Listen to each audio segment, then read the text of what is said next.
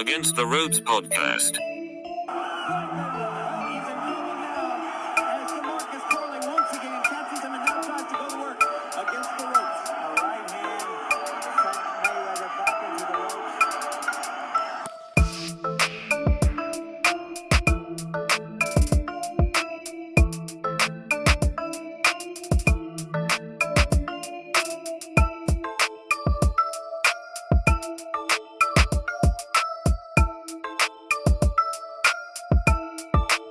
Contra las cuerdas.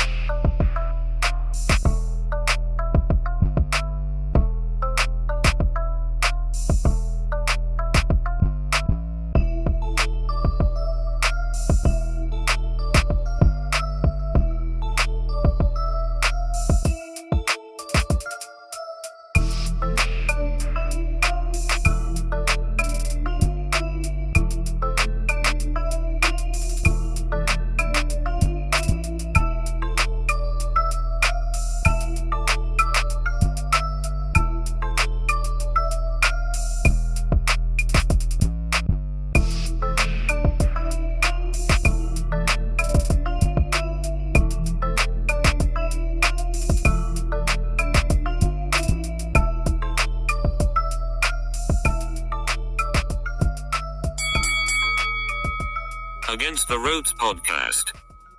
Ladies and gentlemen, welcome back. AtR podcast, Gio Garcia here alongside Christian Mosqueda, back for another episode. We had a ton of action last weekend. We got to break it all down. Chris, welcome back. Yeah, you said it, Gio. I mean, there was action on Sunday, Gio. I don't know about Friday, Saturday, but yeah, man, let's get into it. Where do you want to start with? Maybe action is not the right word. A ton of fights. Let's go with that. A ton of fights. We got to start in chronological order. Let's see what we have here. What we have Friday. We can start with Teofimo Lopez, Arnold Barboza. In order, this was supposed to be the third to last fight. Obviously, Ryan Garcia, Romero, the headliner.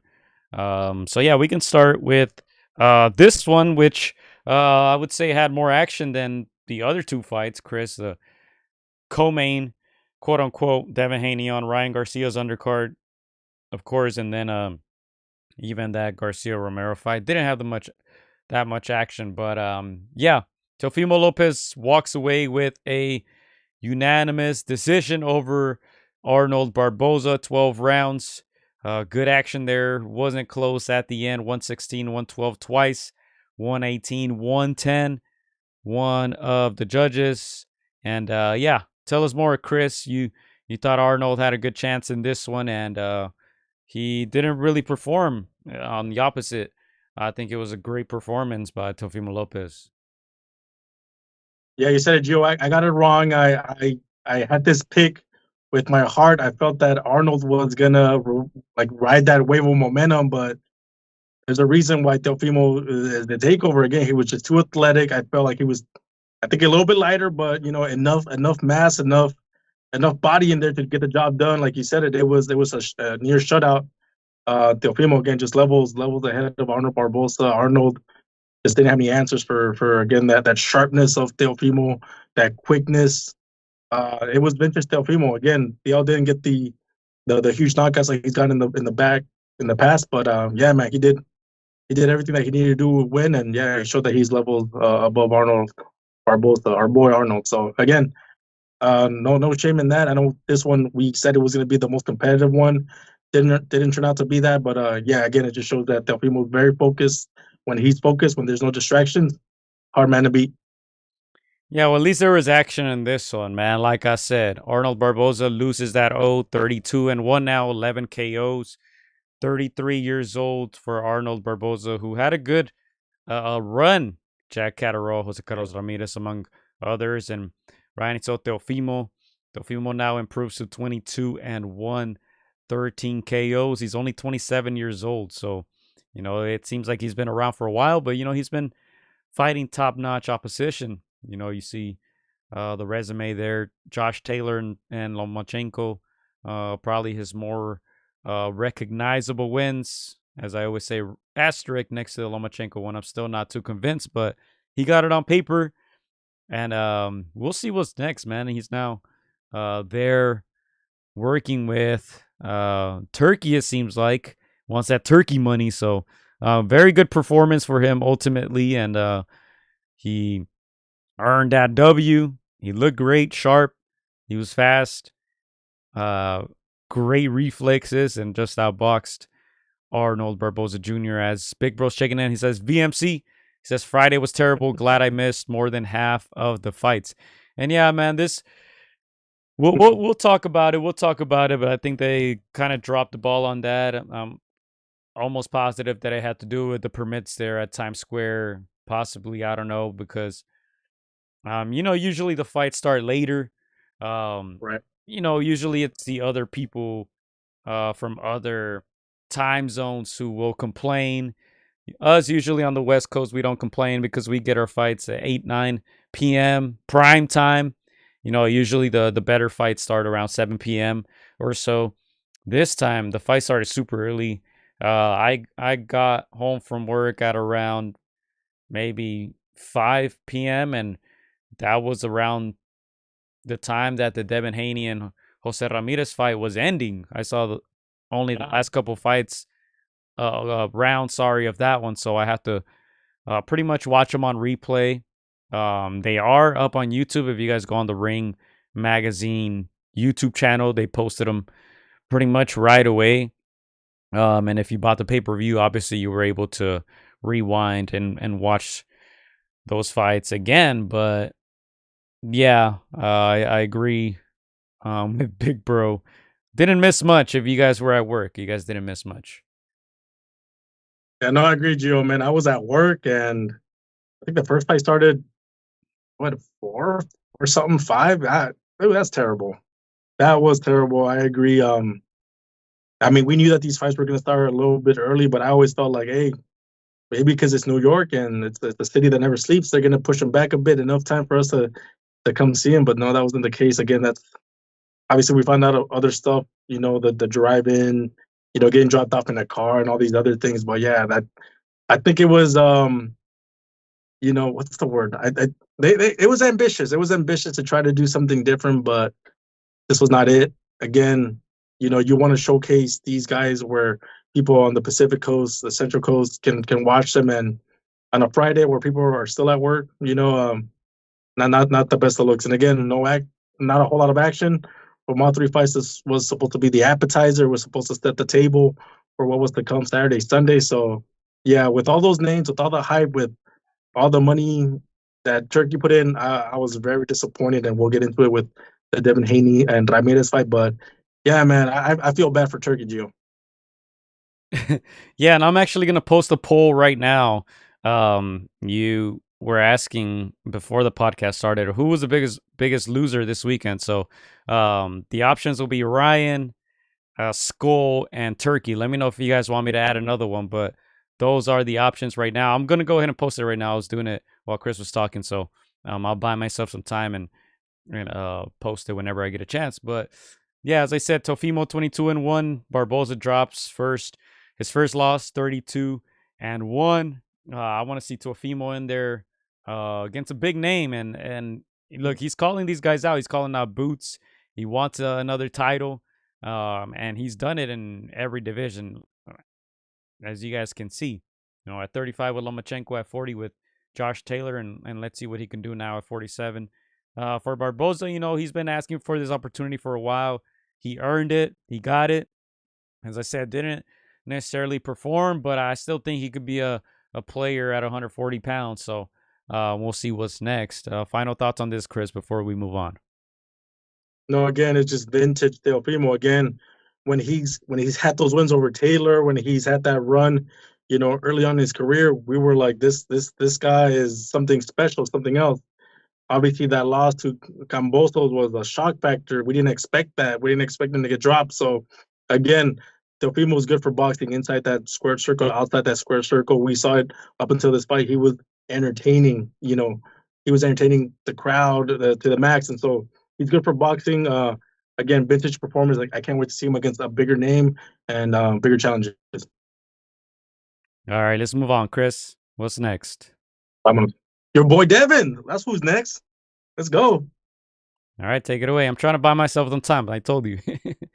Yeah, no. Again, this fight, Gio, Devin Haney. I think this one was the easiest one for us to pick out of. Obviously, we thought Ryan was also a gimme, but this one was one that we expected. We expected to be a tough Ramirez, but Devin Haney just outboxing the brakes out of him. But what we saw was something that, again, Scull was getting slack for running, getting on that bike. Again, that's not what people pay to see. People pay to see some action. You can run around a round or two, but we want to see some action, especially when you're levels ahead on the skill set than a Ramirez. So obviously we heard all the drama with Bill, before the fight, and then this. It's a stinker, Gio. Again, I think we gotta add Devin Haney to the biggest loser list, Gio. But yeah, man. Again, it's not a good look. We know that this Ramirez, even though he came to try to upset it, he's past his prime. This style was made for Devin Haney to outbox, an aging past their prime former champion, and for him to do what he did, not a good look, especially coming off that Ryan Garcia loss. So yeah, man, not a good look for Team Haney, and his stock keeps dropping. All right, anything else on that? I don't have anything. Nothing, Gio. That's it, Gio. Again, it's a stinker. Devin Haney stock goes down. Is there you give him any kind of credit, or we move on? Chris, I'm just trying to make a post on YouTube, man. Come on. Over here asking me questions. That's it. We're moving on, Gio. Again, Devin Haney just stunk up the place. Again, this is the guy that I had high, before the Ryan Garcia fight. Like he was doing stuff to reach his progress. I think he gave Lomachenko a great fight, even though he was much bigger. So, the fact that he keeps hurting his stock. Again, he's a very well-known fighter now with all the bad publicity, the good publicity, but this last couple of years, it's just been downhill for him. And as for Ramirez, Gio, I think this one settles that he's out of title contention.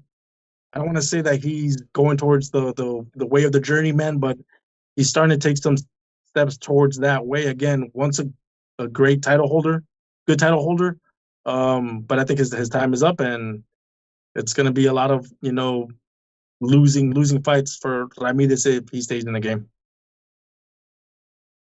All right, that's all you got, Chris. That's all I got on that fight, Gio. Stretched it as much as I could. Ramirez, 29-3, 18 KOs, 32 years old. Not sure how he got this opportunity, but actually we know he was supposed to lose. Rolly, same reason why he got the fight. He was supposed to lose, and Haney and Garcia were supposed to fight again. But this fight was bad, and the main event was probably worse. Chris, go ahead and give us your thoughts on the main event. Ryan Garcia, Rolly Romero beef that started quite a few years ago. They finally get the fight. Rolly with the big payday. Ryan, we know he's used to those, but he was back after that 1-year suspension due to those alleged PEDs against Devin Haney. Got suspended, did his time, and came back against Rolly. Didn't look good. Another boring fight, Chris. Severely disappointing for Ryan Garcia, Gio. This is a fight that was tailor-made for him, tailor-made for that left hook. Everybody felt that this was gonna be Ryan Garcia, coming back from that momentum that he had against Devin Haney. Everybody thought that it was gonna be Rolly Romero getting knocked out at the end of that left hook. The same way he got knocked out by Tank. People predicted this fight was not gonna go the distance, and the fact that Ryan just froze and didn't do anything, Gio. Didn't box. Again, I know I joked about this fight being a poor man's Oscar de la Hoya versus Ricardo Mayorga, but I would have never predicted that Ricardo Mayorga type fighter was going to do this to Ryan Garcia. Again, no boxing, no jab, no idea, just frozen. Again, I get that he had the year suspension, obviously out of action, but man, dude, like this is where you performed. This is where all that time out of the ring, that hunger had to be there. And against a guy like Rollies, I get it. He's a strong, 140, 45, 47 now. I get that, but you should be able to outbox this guy. So the fact that Ryan just completely froze up, the moment was, just too much for him. The strength of a underdog like Rollies Romero just shocked them. That's insane. And again, yeah, I don't recognize this Ryan Garcia. People are joking that he was better off drinking and just being wild. So yeah, man, another big loser for me for the weekend, Ryan Garcia. What are your thoughts? Yeah, bad fight. He looked terrible. Rolly just looked like him. Knocked down Ryan Garcia in the second round. Good left hook. Yeah, I don't have anything else. Dude, again, like Rollies was always like he was focused up until fight night. Again, it was a very subdued Rollies. I didn't see a lot of the antics, trash talking. Very calm, very collected. He let Ryan and Devin Haney have their beef.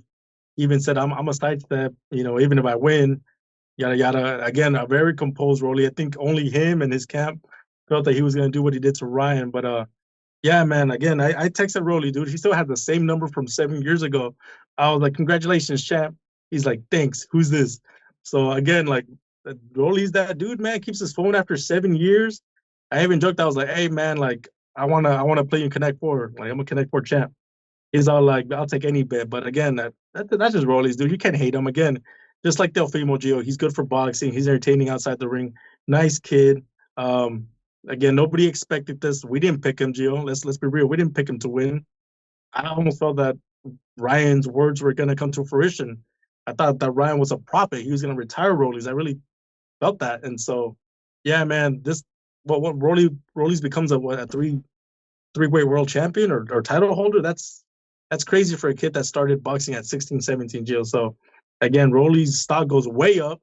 One of the big winners of this weekend, even with the not so attractive fight. But yeah, man, Rolly's in the driver's seat. Can't believe I'm saying that, Jill. Yeah, no, I think that's it for Friday, Chris. There was more action in this talk, Gio, than all of Friday. But yeah, man, very disappointing Friday to say the least. All right. Is that it, Chris?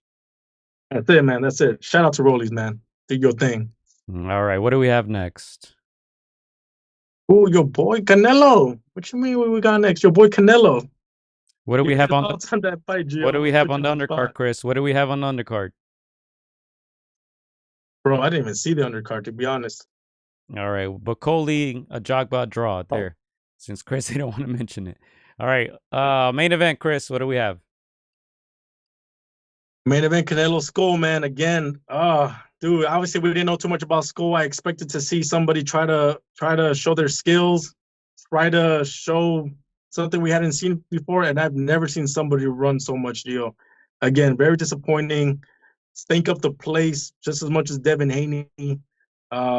Just embarrassing to the sport. Again, I've never seen Gio a ref tell somebody, "Hey, come and fight. Like you're here to fight."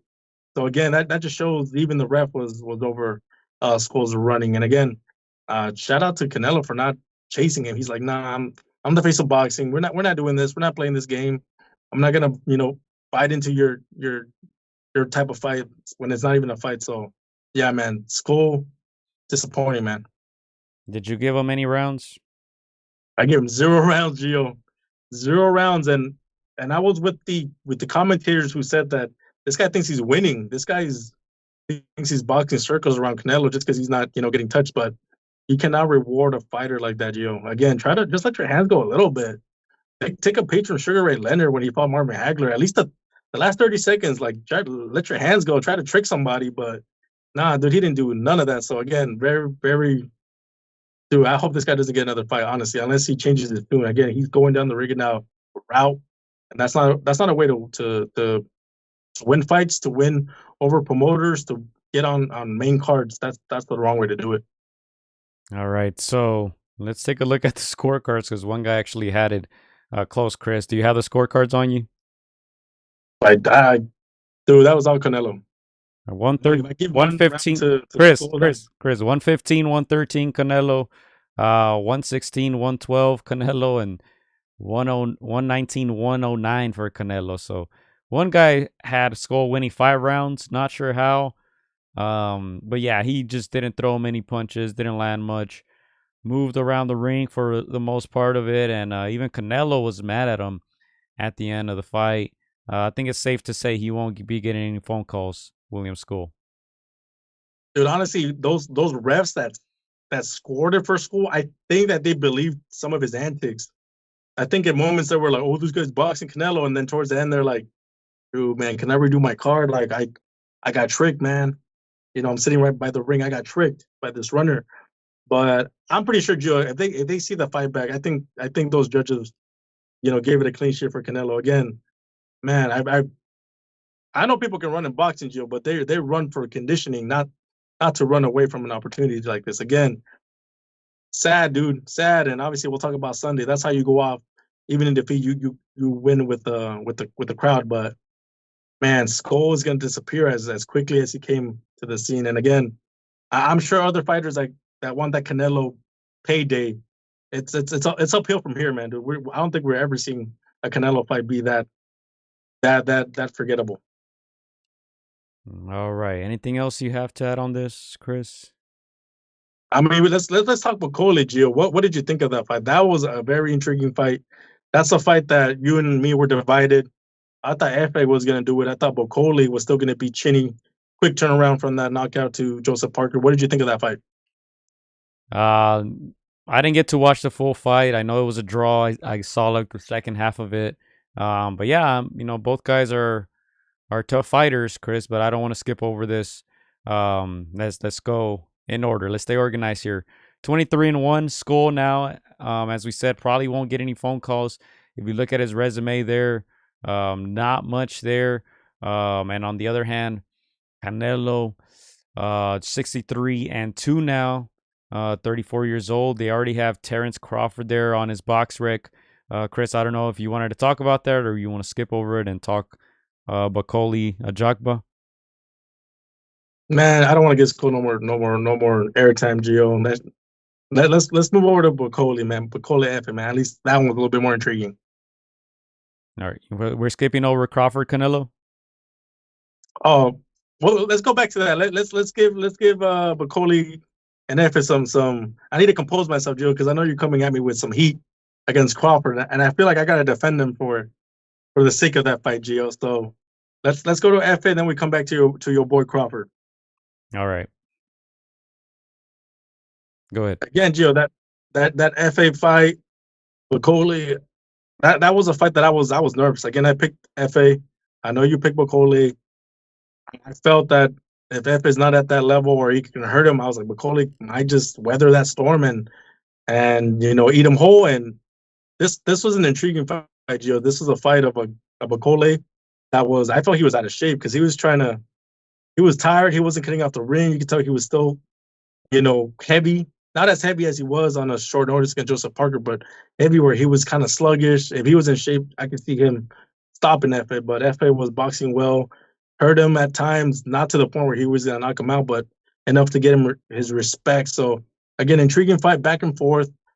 Both guys, letting the fight get away from them, and both, it was a back and forth affair. But I like to see this fight again, Gio. If Bokoli's in shape, FA, take some more chances, but it was a competitive affair.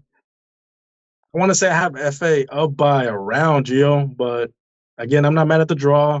They're both good for the sport, both good names in the heavyweight division. I don't want them to go away, if that makes sense. I wouldn't want to see a Bokoli, who was a boogeyman for a moment there after the Anderson fight, go away. I think a draw serves them well. But what are your thoughts? Yeah. I wouldn't mind seeing a rematch on this one. I've had Jogba 20-1 now, 14 KOs. Bakoli 21-2, sorry, 16 KOs. So the final scorecards were 95-95, 94-96, and 95-95 majority draw. Hey, All right, let's get into it, Gio. Let's get into your boy Crawford versus Canelo. First of all, were you shocked, not shocked that it was announced right away? No, I thought they had already announced it. So yeah, I think this was the plan all along. Turkey got what he wanted, and you guys see the face off there between the two. I saw some pictures of Crawford holding Turkey's hand. I don't know if those are real, but I saw a lot of funny comments about that. But yeah, they got face to face, and I think Turkey was upset at the bad show, and he was just like, you know what, just bring Crawford out, man. Yeah, so I was a little surprised, Gio, because it looks like they were gonna cut off, and then Turkey just took over. He said, "Screw this, man! I pay too much money, man. I'm getting my words in." So yeah, the fact that you brought Crawford in was cool, in my opinion. It was cool.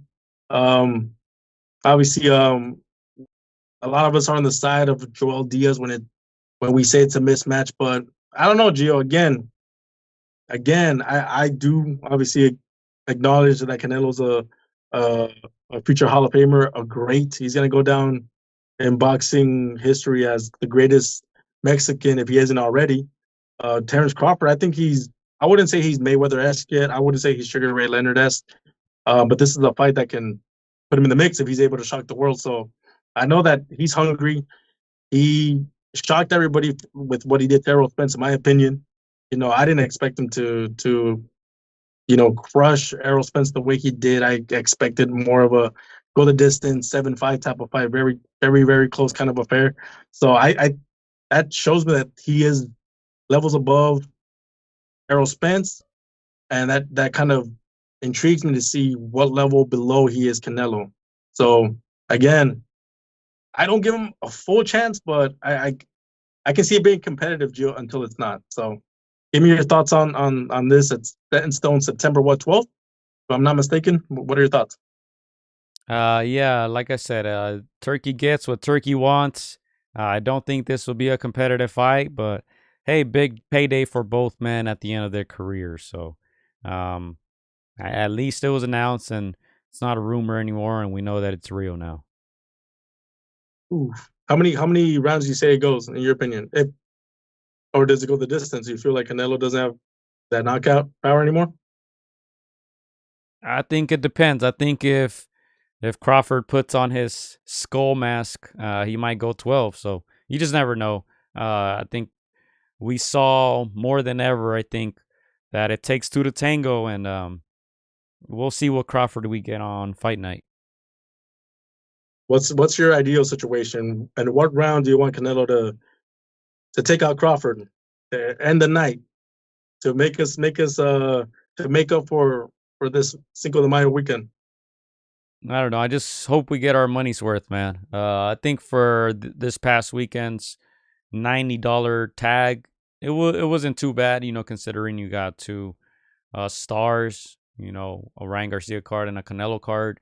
But yeah, I'm sure Turkey might be a little disappointed in his guys, man. I'm sure he feels like he overpaid some of them. But yeah, hopefully for this fight, Canelo Crawford, we get our money's worth. Hopefully they put a good undercard on. I saw Teofimo made some comments that he wants to be on the undercard, and hopefully get someone like Boots. So we'll see if they're able to do that. And final question on this Friday Saturday, Gio, do we regret hyping up and promoting this $90 event? No, I think it's still good for boxing. Obviously we're gonna get into the real main event of the weekend, right? Inoue against Cardenas. Because they really saved the weekend. But hey, it was supposed to be a great weekend of boxing, very good fights, and it all went down to the players. The fighters, they didn't do their jobs. They didn't go out there and give it their all. So I don't think any of us would have predicted that was going to happen. Question, Gio, how do you fix that? Because there's some people that say, oh, these guys in the media workouts, they were showing up, they were warming up, they weren't doing these little 10-second little shadow box and then get out of here. They were actually trying to put on a show because of the money that Turkey was giving them. But then there was another side that said these guys didn't perform because the bag was already in the bank account. Like these guys had not a lot of more motivation or hunger to perform. How do you fix that, in your opinion? Man, I was hoping the referee will push one of them in the back and force them to fight. Maybe take away a point or something because it was bad. It was bad in some of these fights. How do you fix it? I don't know. I don't think you could force anyone to fight if they don't want to. These are facts, man. I wish you could withhold some of that money. Like, hey, you get 60% of your check. You get 40 if you perform. That would be Bonus. great. You have to throw a minimum amount of punches in order to To collect your check. Oh, that's funny. Damn, that will motivate Skull for sure. True. What was it that they broke a 40-year record for least punches thrown? That's insane. That's insane. All right, G. Well, disappointing. I also don't regret hyping up. That's $90 into Turkey. I mean, he's gotta make some of that money back somehow, man. Again, he's putting so much money in from those promos that we saw that were freaking cinema. He's gotta get some of that money back. So again, hey, it's the players at fault. It's not Turkey's fault. Turkey's doing what he can for the sport. Yeah, and Big Bro says, let me see. Nobody told Turkey the WWE style face off is cringe worthy. Shaking my head. The one that was okay was the GGG Canelo face off after Canelo Chavez Jr. because of the anticipation of the fight. He also says, don't give them any more exposure in your cards with outrageous paydays. That's it. They had their chance and they blew it, says Big Bro. Hey, there you go. Hey, big bro. Hey, Turkey, hire Big Bro, man. He knows what he's doing. He's got some expertise in that. For sure. Right, Gio, let's move on to the main event, Gio. All right.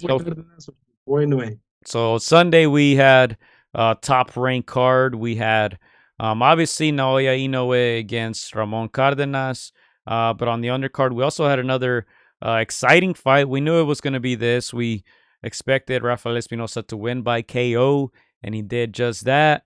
27-0 now, 23 KOs for the 31-year-old from Guadalajara, El Divino, who's making a name for himself now over here in the U.S., man. I don't believe he had fought in the U.S. before the Robesi fights, but now he's becoming a fan favorite little by little, and he stopped Edward Vazquez, who we had stated before, he's not on his level as a guy he should stop, and he fought well. Brought us some excitement. I think people were just happy to see some knockouts, Chris, and Top Rank delivered. Yeah, no, this guy, bro, El Divino, man. It's crazy because he talks about the barreras. He talks about, becoming one of those guys that Mexican fans remember. And we have to remember, those guys started, being unknowns, like you said, fighting in Mexico for years and years and years. And then it wasn't until they crossed over to the States and had these big name fights. Again, we didn't know who Divino was before the trend fights. We're like, man, I think we predicted like Robesi winning, either by stoppage or by UD, because we didn't know who this guy was, and that's the beauty of boxing. These guys come out of the gutters, man. They come out of the trenches, and they do it. Divino's he's a special fighter, Gio. Well, I thought he was 5'11". What? He's 6'1". Long arms, long reach, like you said, fan favorite, humble. He's over there singing for the crowd, man. This guy's gonna be a star. He's gonna be a star. He just needs the right names, and I know they've hinted at Naoya Inoue, which is a dangerous fight for both guys. But man, what a performance! What a nice kid. I think he went after and then went to check on his opponent, see he was okay. He even got a little emotional, Gio, just checking out on him, seeing the damage that he did. I hope that doesn't take away his fighting spirit, man, because this kid's gonna be special, man. So again, what a performance! The star, in my opinion, was born with that trend fight, but he's just showing us how good he is. And dude, I don't even think he broke a sweat, man. Like there's still more for him to show us. Yeah, so good outing for El Divino. We also had El General Emiliano Vargas on that undercard, won again by TKO.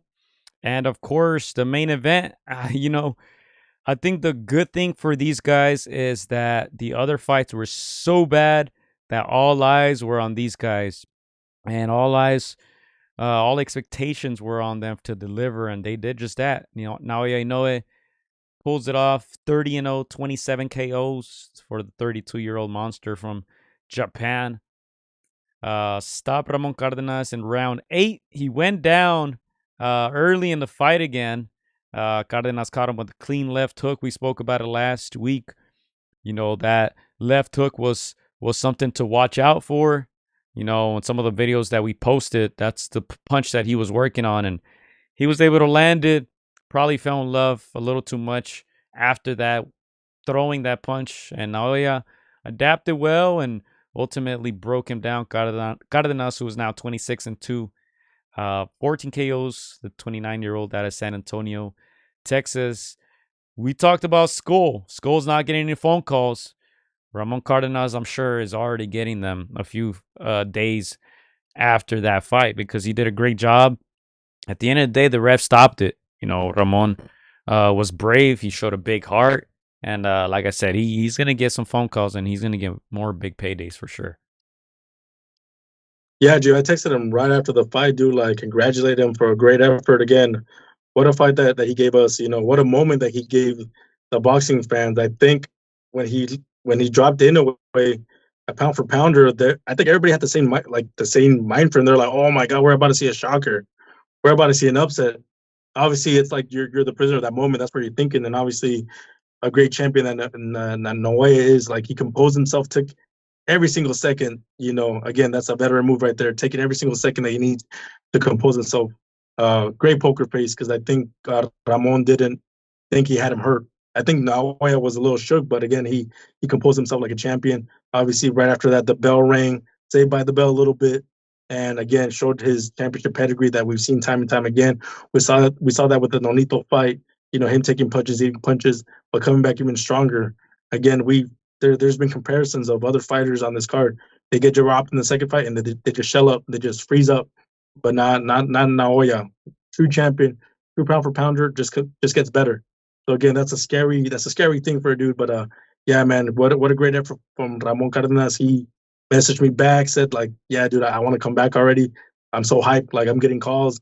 People want to see me, and I told him rightfully so, dude. You left a great impression on the boxing fans. You left us a great fight.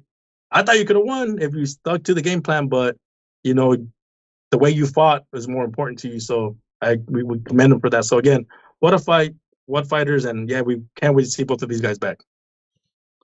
Yeah, and the thing about Inoue is, he's been knocked down before, but you better hurt him, put him out, because he showed it time and time that he can adjust, he can survive, he can adjust, and he'll get his get back. So I think Naoya looked great. I think Ramon looked great, and eventually I saw some comments by Ramon where he said it wasn't so much the power, but it was just a bit overwhelming. Naoya would throw 7, 8, 9 punches at a time, and that made it difficult. But yeah, ultimately a great fight. Both men delivered. Cardenas said he wanted to give us a fight to remember, and this was the fight that all boxing fans were talking about this weekend, at least in a positive light. All those other guys got criticism, but these two men earned their respect, and yeah, as I said, great fight overall. Big Bro going back to the Vino says he needs to unify next. No more of these easy fights, he says. And then for Naoya, it seems like he's going to fight MJ next. Akhmadaliev, who is a training partner of Ramon Cardenas. They go to the same gym. They're trained by the same guy, Joel Diaz. So that should be very, very interesting. And we'll see what's next for Ramon. But like I said, he's gonna get the phone calls for sure. He made a great, I would say, first impression for most boxing fans. And again, Gio, we talked to him and we interviewed him, and obviously he read a lot of the comments. A lot of people saying that he wasn't gonna go past the fourth round. The bookies had him like plus 1,700. Now you're in a way minus 6,500, and as soon as that knockdown came, as soon as that shock left hook came, the odds just started spinning, and I think they dropped to like minus 400, which was like a little bit more in line to what the fight showed. But yeah, man, like you said, the MJ in line. They announced that fight before. before the fight, Gio, and there was a video that came out. Matchroom put it out. Of MJ saying like he's next. He also alluded that that was a great fight by his stablemate Ramon, and so I've seen these two guys in camp, Gio. Nothing but good vibes from each other. Nothing but pushing each other. And dude, I'm gonna say it, MJ, that's gonna be a competitive fight, Gio. Again, we know that the monster's a monster, and he's top 3 pound for pound for a reason. But after seeing how good Ramon performed, and then seeing seeing them in camp, it's going to be a very, very competitive fight, and I think it's going to bring the best out of Naoya Inoue. Again, these are 3 of the best guys in their division. I want to say top 5, my opinion. So again, I cannot wait to see this MJ fight, and man, we'll be getting those interviews, Joe. We'll be getting that coverage behind the scenes. All right, and you see there the comment by Cardenas, I'll be back soon, he says on a post by Top Rank. Chris, let's go back to who was the biggest loser this weekend. Is it this man right here, Ryan Garcia? We could have added Oscar De La Hoya. I believe he went 0-3, right? Carlos Ramirez, Jose Carlos Ramirez, Arnold Barboza, and Ryan Garcia. Turkey Al Sheik, who spent all this money this weekend. And you saw him, when that Canelo fight culminated. He was pissed off. And he was just like, man, bring the ring belt. That ring belt made of gold, pure gold. And then he's like, Crawford, get your ass up here, man. Do this face off. Devin Haney, obviously, another boring fight. People were not even demanding that rematch anymore. Not like they really were before, because they saw Devin Haney getting his ass beat. But I think more so now than ever, people are over that. So who was the biggest loser in your opinion, Chris? All right, to me, the biggest loser. Oh man, this is you gotta. I got 2 guys in mind. Obviously, Oscar De La Hoya, honorable mention. He went 0-3. Eddie Hearn, is that you? Nah, but I gotta go with these 2, either Scull or Devin Haney. I'm gonna go with Devin Haney, Gio. Devin Haney, again, just the antics with his dad, just the running. He's got a little Scull in him, but mixed with the antics with his dad, mixed with Brian losing, couple that, Gio, because nobody's gonna clamor for that fight anymore. Even in Devin Haney winning on the bike with that performance, and with Ryan losing, he's the biggest loser because nobody wants to see that fight. Nobody wants to see you fight, not even a tomato can anymore. So again, Devin Haney with the antics, coupled with the Ryan losing, coupled with his dad, just running his mouth, biggest loser. Man, I'm gonna exonerate Oscar, man. I'm gonna exonerate Oscar. You see his face in the back there. Poor Oscar, man. It wasn't his fault at the end of the day. He's not fighting. At the end of the day, he had 2 guys who were underdogs. And I would say by a wide margin, Jose Ramirez and Arnold Barboza. I don't think many people expected them to win. Ryan Garcia, you got to put the blame on him. He did not throw any punches. He looked terrible. You see it there. Not sure what happened. I almost want to say Ryan Garcia, because after all that, the suspension, the struggles in the eyes of the public, all the drama, you come back and all the trash talk back and forth with Rolly, the long beef. You go out there and barely even throw any punches. You get dropped, and you lose a fight where you were the big favorite. I really want to say Ryan Garcia, but I'm going to say William Scull, man. Big Bro said, what did he say? What did he say? Had a runner that should have at least half his paycheck withheld. Where's the comment at? Send him back to Germany and never let him come back, he says, Big Bro. William Scull hit the jackpot. He hit the lottery. I'm still not sure how he had that title, but he got it somehow. You fight the face of boxing, you get the biggest payday that you're ever going to get. You get the fight that everyone from 154 to damn near heavyweight wants to fight Canelo for that paycheck. You see all these guys making a whole career around that Canelo name, just trying to get that fight, just with their hands out, begging for the fight, and you get the big opportunity. No one has ever heard of you. No one has watched you fight. Canelo needed that piece, that IBF. You had it.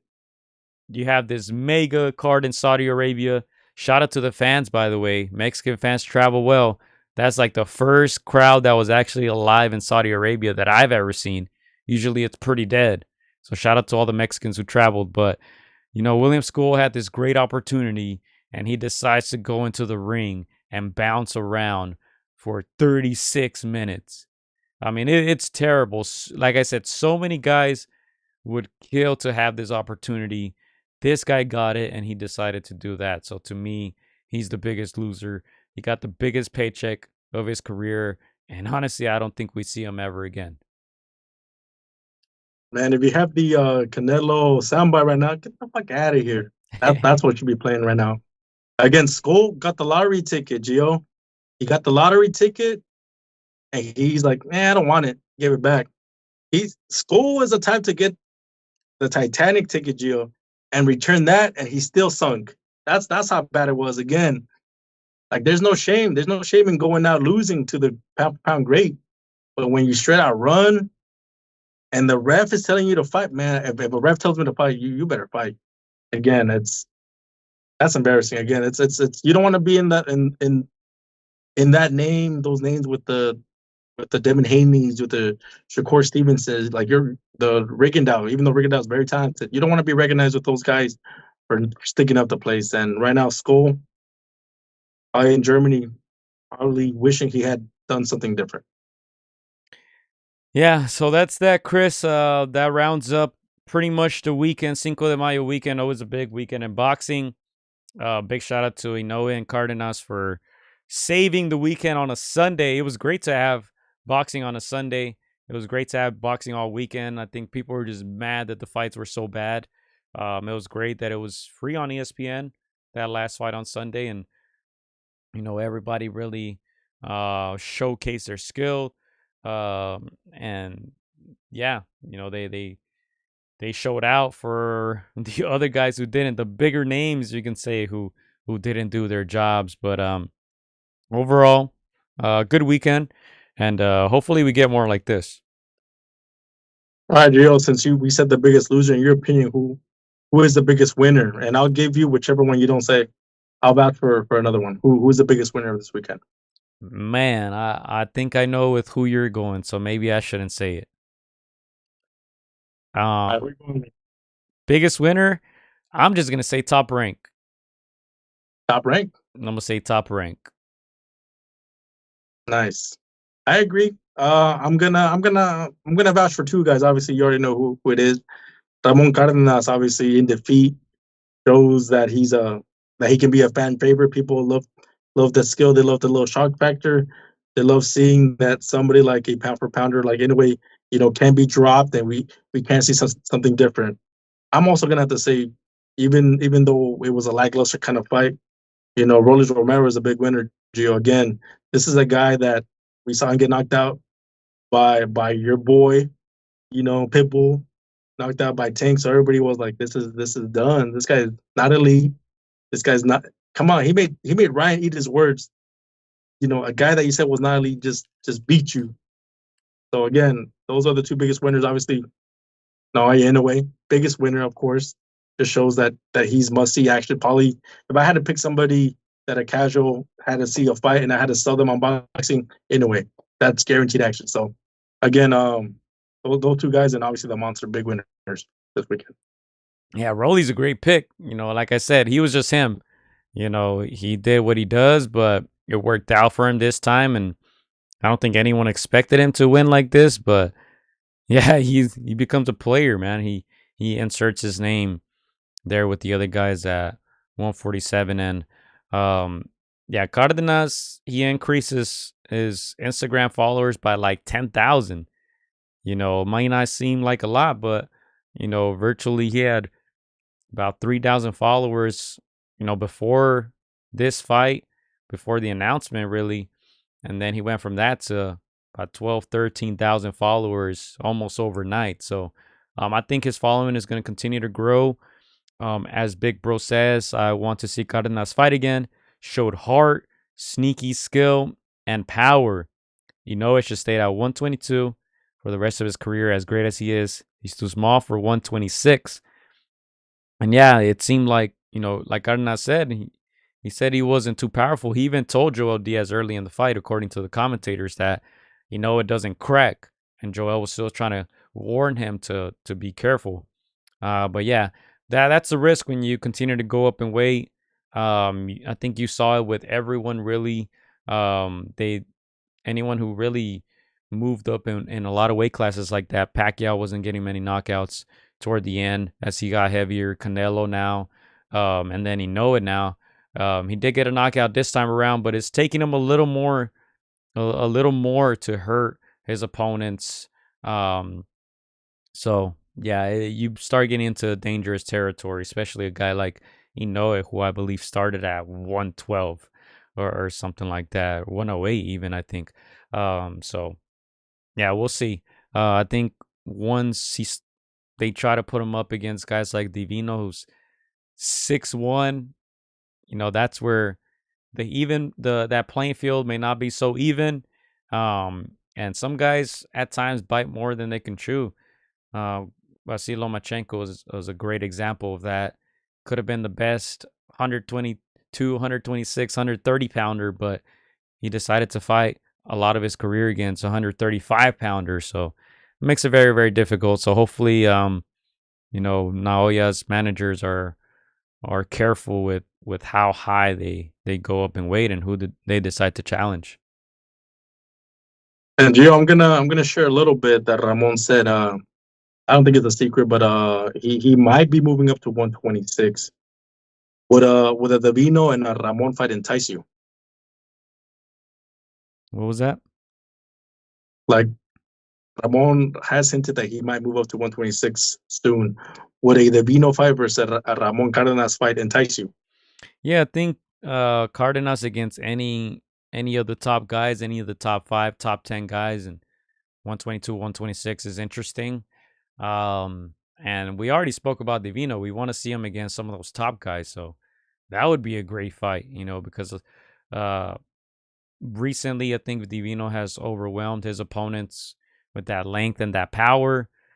I don't think it would be that easy against Cardenas, and you guys saw that left hook by Cardenas, so yeah, I think that would be a great action-packed fight. And finally, Joe, obviously they hinted at Inoue versus Davino, with Inoue having to move up to 126. Who do you favor in that fight? And is this a fight that you would advise Inoue not to take? Look, I'm not favoring anyone over Inoue as of now. As I said, let's see how high he gets in weight. But to me, Inoue is the best fighter in the world. He's been showing it throughout these divisions. He's been stopping, the guys who are supposed to be a challenge for him. And I think he's dominating like no one else right now is. So, yeah, I wouldn't favor anyone over Inoue, but I think the fight against Divino is a dangerous fight. And I mean, if the money's there, why not? Not sure if it happens in Japan, over here in the States. It seemed like a great, it seemed like people came out to Vegas, to watch him fight. And I'm sure he got paid, but wherever the big bag is, I say take it. Fight against a Mexican fighter is always interesting. Mexico, Japan is always interesting. So I wouldn't be opposed to that, honestly. Tough fight. Like I said, Divino's tall, abnormally tall. Fundora status tall for his division. 6'1", 126.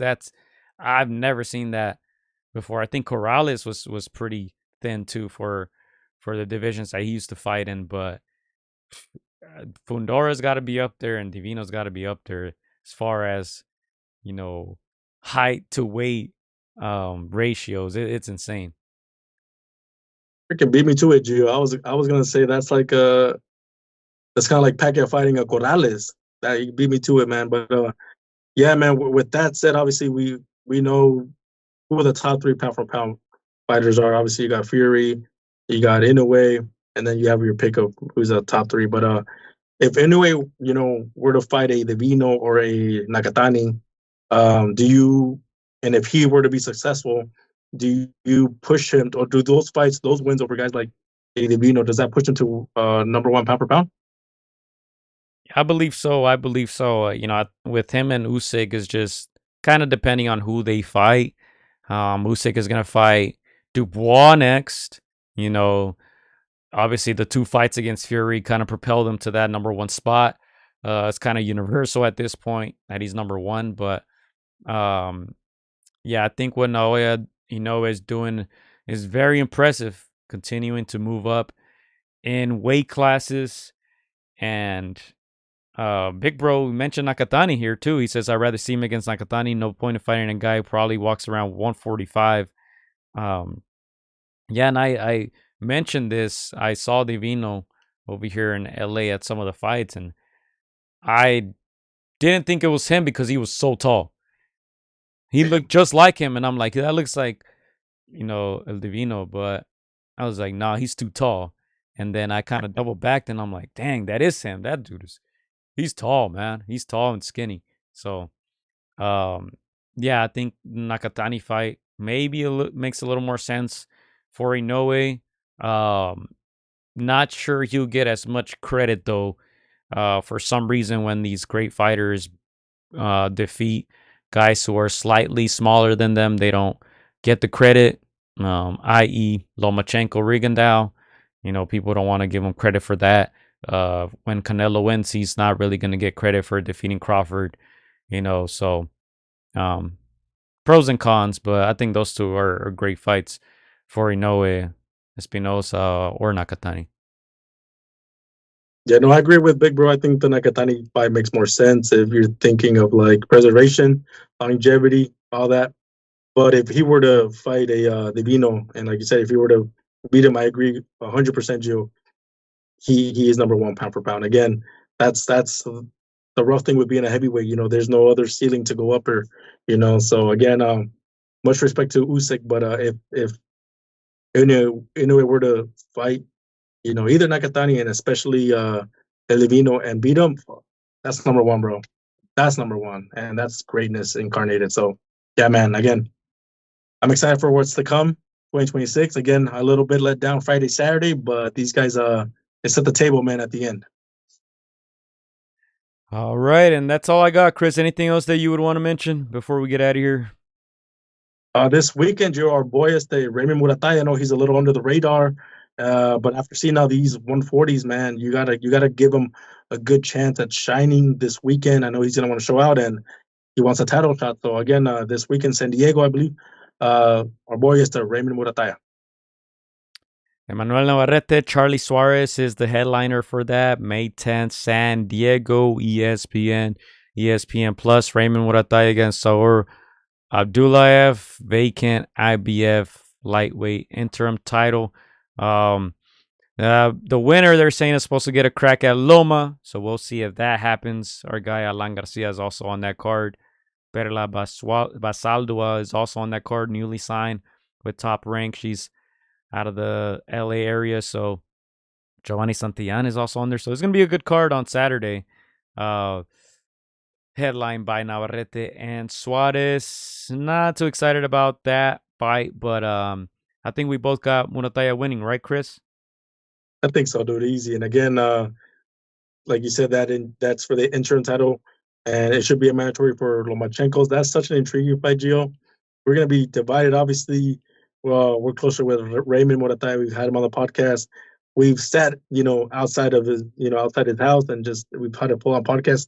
Nice kid, good dude, good skills. Right now, I feel like he's like outside looking in, but he's got all the skills to shake up that division. So, a treat would be for him to fight Lomachenko for a title again.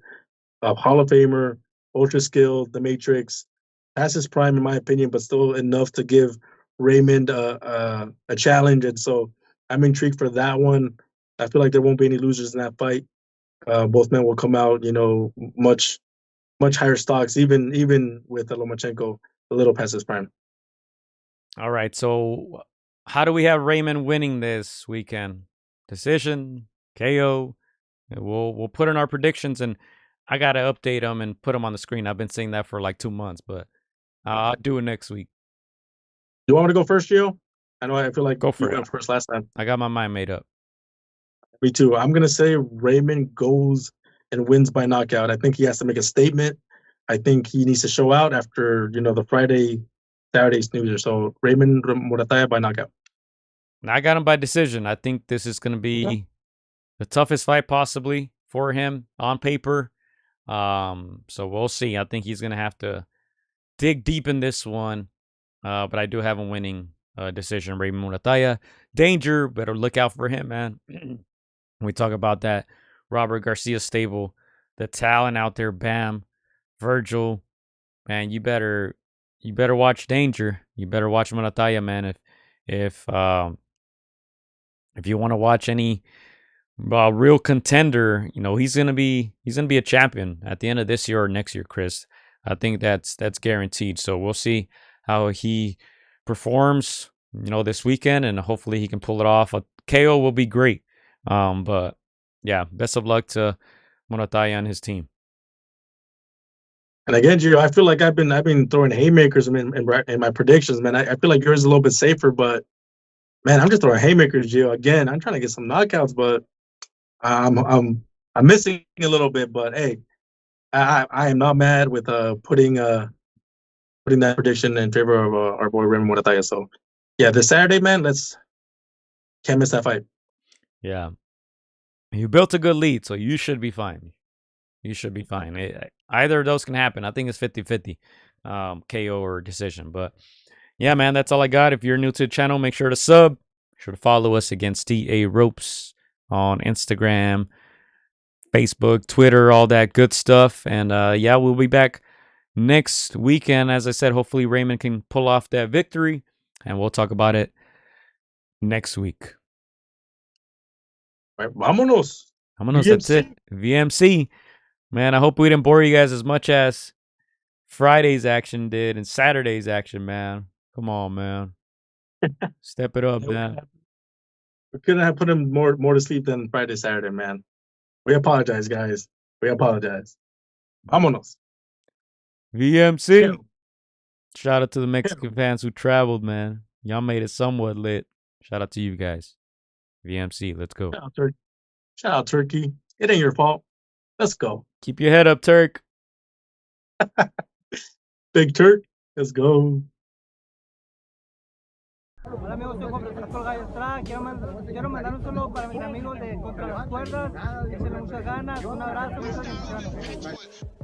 Shout out to Against the Ropes. You know what mine is? Let's box, bitches. It's almost fight night. Shout out to Against the Ropes. Thank you for the support. Keep doing your thing. You're doing a great job. So thank you and best wishes. Huge shout out to Against the Ropes. Shout out to Against the Ropes. Thank you guys for the interview, and hope to see you guys soon. Against the Ropes, always doing the right thing. Shout out to Against the Ropes, man. I appreciate you guys.